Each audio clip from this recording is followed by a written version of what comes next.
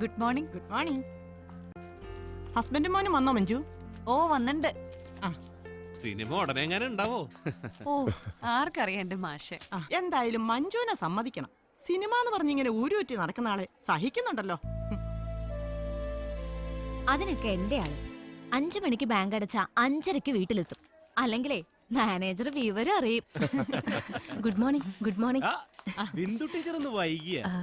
രഘുവേട്ടൻ വന്നിട്ടുണ്ടേ. മലേഷ്യയിൽ എന്തോ പുതിയ ബിസിനസ് തുടങ്ങാൻ പോണോ അത്രേ. ഗൾഫിലും സിംഗപ്പൂരും കൂടാതെ പിന്നെ മലേഷ്യയിലും ബിസിനസ് തുടങ്ങണോ?